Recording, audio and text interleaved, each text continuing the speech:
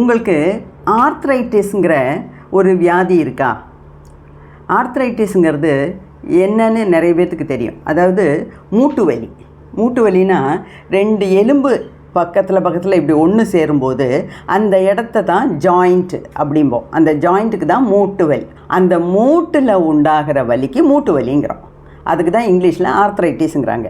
என்ன ஆகும் இங்கேன்னா, இந்த 2 எலும்பு சேர்கிற இடத்துல முதல்ல வீங்கும், அப்புறம் சிகப்பாக இருக்கும், சூடாக இருக்கும், பயங்கரமான பெயினாக இருக்கும். இந்த ஆர்த்ரைட்டிஸ் வர்றதுக்கு நூற்றுக்கணக்கான காரணங்கள் உண்டு. அதில் இங்கிலீஷ் மெடிசனில் போய் பார்த்தீங்கன்னா தனித்தனியாக பேர் போட்டு தனித்தனியாக எல்லாத்தையும் விவரிச்சிருப்பாங்க. ஆனால் என்னோடய நோக்கம் இங்கே ஆர்த்ரைட்டிஸை பற்றி உங்களுக்கு சொல்லி கொடுக்கறது இல்லை.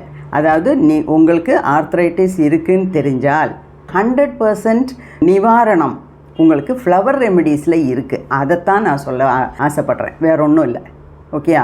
ஸோ இந்த ஃப்ளவர் ரெமெடிஸ் சாப்பிடும்போது அதிலிருந்து கம்ப்ளீட்டாக உங்களுக்கு நிவாரணம் கிடைக்கும். பழையபடி நார்மலான வாழ்க்கை வாழ முடியும். ஆனால் இதில் ஒரே ஒரு விஷயம் நான் சொல்ல விரும்புகிறேன். என்னென்னா, எனக்கு 20 வருஷமாக ஆர்த்ரைட்டிஸ் இருக்குது மேடம், அதில் நான் 10 வருஷமாக டாக்டர், என்னால் தாங்க முடியாத ஆர்த்ரைட்டிஸை வச்சுக்கிட்டு தான் நான் வாழ்ந்துட்டுருக்கேன், வாழ்க்கையே ரொம்ப நரகமாக போச்சு அப்படின்னு சொல்கிறீங்க.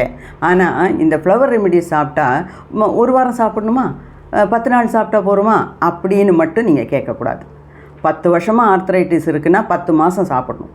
தொடர்ந்து சாப்பிட்டால் மட்டுமே உங்களுக்கு அதிலிருந்து கம்ப்ளீட்டாக குணம் கிடைக்கும். ஸோ உங்களுக்கு யாருக்காவது இந்த பிரச்சனை இருந்ததுன்னா என்னோடய வாட்ஸ்அப் நம்பர் அங்கே போட்டிருக்கேன். அதில் ஒரு சேட் க்ரியேட் பண்ணணும். உங்கள் பேர், வயசு, உங்கள் இடம், அது இல்லாமல் உங்களுக்கு என்ன பிரச்சனைங்கிறத ரொம்ப சுருக்கத்தில் ஒரு வாய்ஸ் மெசேஜ் போட்டிங்கன்னா அதை கேட்டுட்டு நான் உங்களை திருப்பி கூப்பிடுவேன். ஓகே? அதுக்கு என்னால் என்ன ஹெல்ப் பண்ண முடியுமோ அதெல்லாம் ஒரு ஃப்ளவர் ரெமிடிஸ் ப்ராக்டிஷனருங்கிற விதத்தில் என்னால் உங்களை ஹெல்ப் பண்ண முடியும்.